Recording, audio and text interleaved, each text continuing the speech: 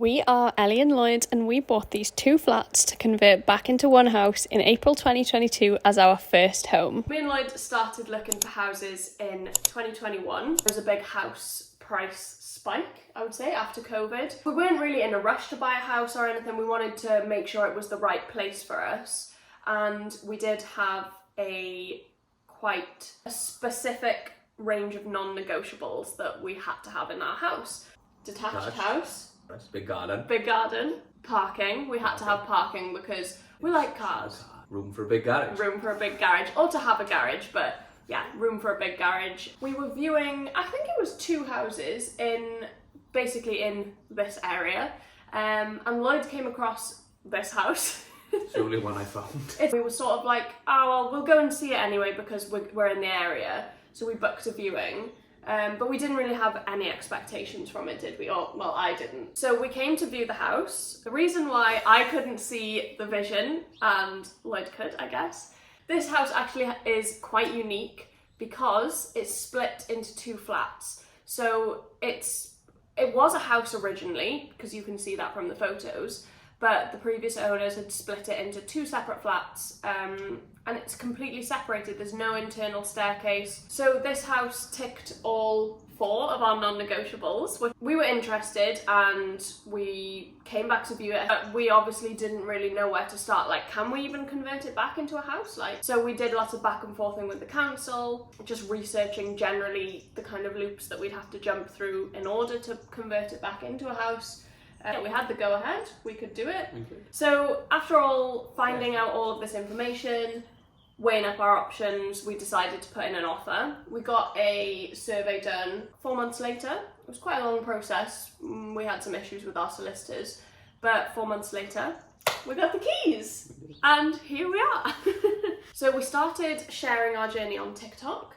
And we didn't really expect that to blow up, but we just were showing it for our own documentation progress, really. So obviously this is a massive project, and we were planning to, whatever property we were gonna buy, we were gonna do a lot of renovation to it. Obviously we will be getting, or we have got professionals in to do some of the more kind of technical stuff like plumbing and electrics and stuff that could, we could really mess up, basically.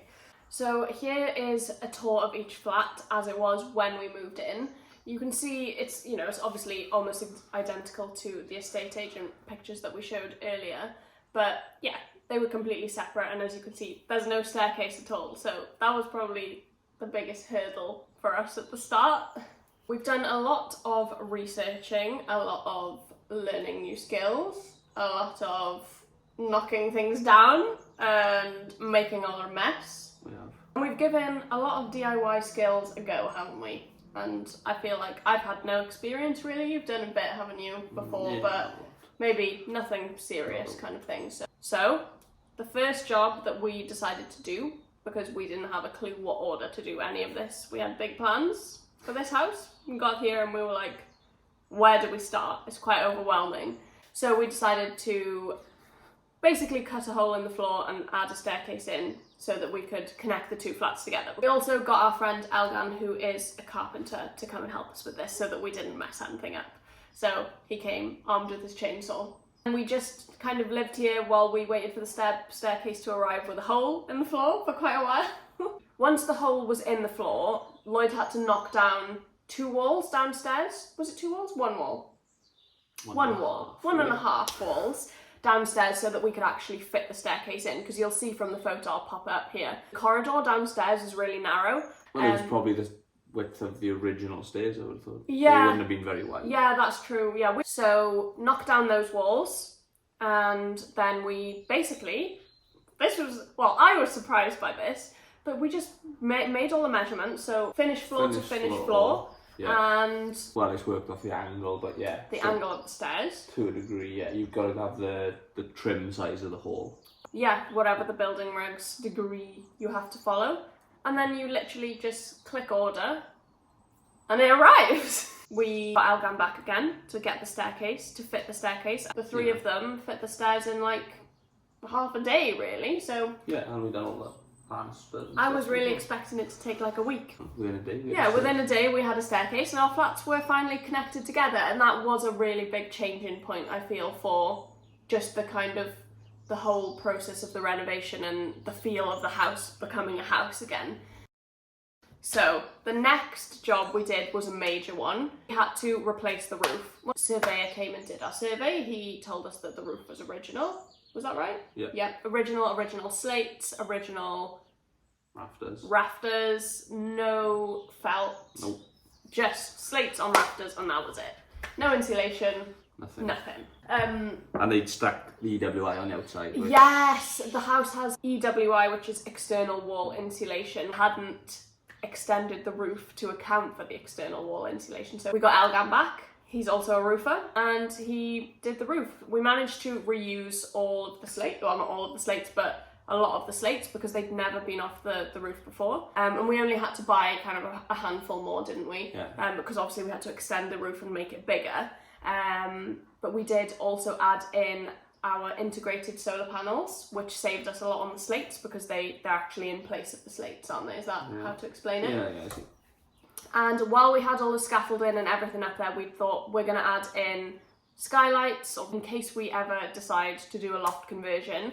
And we also added in steel beams and got structural engineer drawings done for that. Because we weren't sure actually at the time. We weren't sure, we just thought we've got the scaffolding up, we've got the roof off, let's just put them in. So the next job we did, the main bathroom. In the midst of all of our renovations, we actually decided to make our house upside down.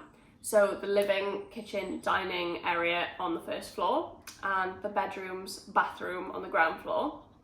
And also we decided to convert the loft. So our master suite is in the loft. That's why the main bathroom is on the ground floor. Yeah, we were using the bathroom from one of the original flats, which was a bit dated. Yeah, it was dated. It was fine, apart from the fact that you had 2 minutes in the shower before it would trip off and go cold. We did live like that for quite a long time. The main bathroom was originally the kitchen in the ground floor flat, and this is the room which Lloyd had to knock the walls down in order to fit the staircase in. Yeah, we stole a bit of room out of that room to move the staircase across. Yeah. So in this room, where the kitchen cabinets ran along the chimney breast, and once we'd ripped all of these out, we spotted this kind of big art-shaped crack in the render. So we decided to have a go at hacking that off, and lo and behold, it was this amazing, original, big brick fireplace. It was, with the worst blocking job you've seen in your life, really where they tried to patch the hole up. The fireplace itself, we had to expose it and make a feature out of it, basically. We didn't know how we were going to do that in a bathroom, but we knew we had to, because this house has been messed about with a lot, as you can tell, like from when it was being split into flats, and they did lots of things that we don't understand. But this was original, and we thought we have to keep it. So little did we know how much work it was going to take, because obviously we couldn't leave it in this state. It looks terrible. But we just thought, oh, we'll clean it up, we'll repoint it. I don't know how many hours we put into that. It was over 100 hours easy.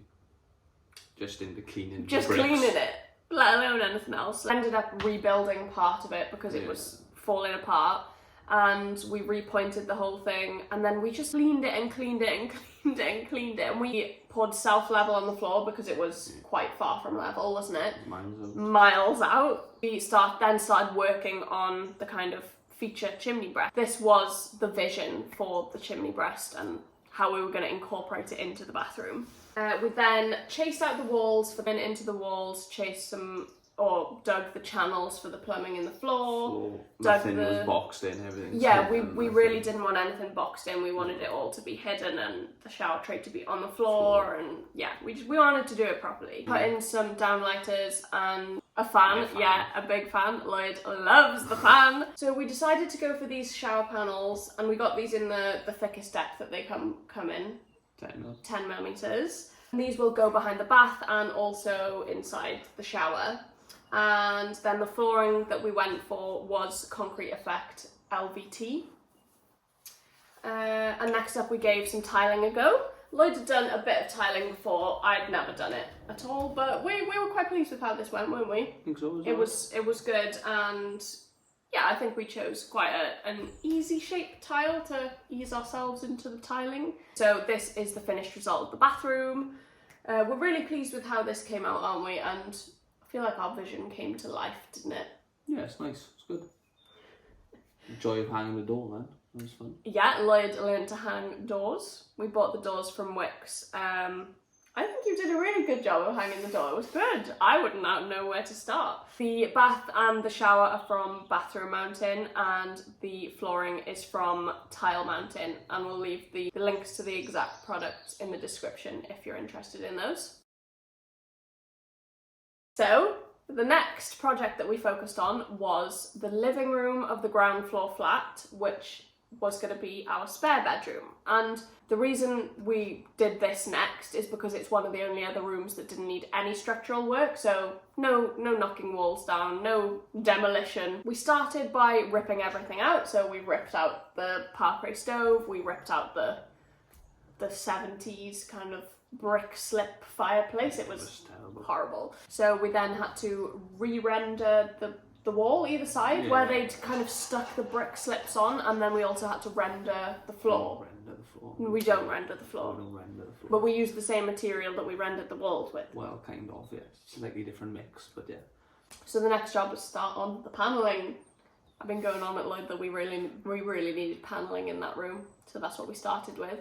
We went for this MDF shaker style panelling, and we wanted to incorporate where the fireplace was, because there's obviously a hole there, but it didn't look good, so we wanted to incorporate a cupboard into this, and that was Lloyd's idea. Next up was laying a carpet for this room. We decided to go shopping looking at carpets, and came back with a carpet, and they folded it up, and we got it in our car, and they said, you need to lay this as soon as you get home. So then we got started with the painting and decorating. We started painting our panelling, we painted the walls, we had to fill a lot of the walls. I did. It's all your jobs. Yeah, that's the kind of thing that I'm good at. Well, not good at, but I'm assigned. We got some wooden furniture as well, which we got given a bed, and we got some bedside tables off Marketplace, and we sanded these down and whitewashed them, because it just wasn't the look, was it, the wood colour? We needed something a bit more neutral for the other colours we were going for in the room. And this is the finished result. It's nice to have a completed room which we can kind of close the door on. Oh, you also hung a door on this room. I made the liner. Oh yeah, all of the doors everywhere. And liners are solid oak. Yeah, all of the liners are solid oak, and also the skirting board. We added some decor pieces to the room as well. So we added this lovely mirror which we got from Crafted Wood UK. I'll leave the link to that in the description as well. And then we also got these hanging lights either side of the bed from Indusville. I'll leave the link to those down below as well. So the current area that we're working on is our loft conversion, which we did decide to do in the end. You'll remember at the start of the video that we added in our steels and our skylights when we had the roof off of the house. So we decided to pursue this. We did. And we just decided we need to do it now or we'll never do it, basically, I think. So we started by adding 25 millimeters of PIR board in between, or 30 millimeters of PIR board between our rafters, because of the kind of like construction of the roof. That is all the room we had between the rafters, and to keep enough air gap. Yeah. And then we got to work with installing all of the floor joists. So we had a structural engineer drawings done for the loft, and we got all of these timbers and joists and everything according to this. And this is Lloyd and Yori fitting all of them and hanging the joists. Next up was adding superfoil insulation. Obviously, with it being the loft, we're conscious of the headroom. So we were researching how we can do this without losing too much headroom. Yeah, so we used Superfoil SF 19 plus.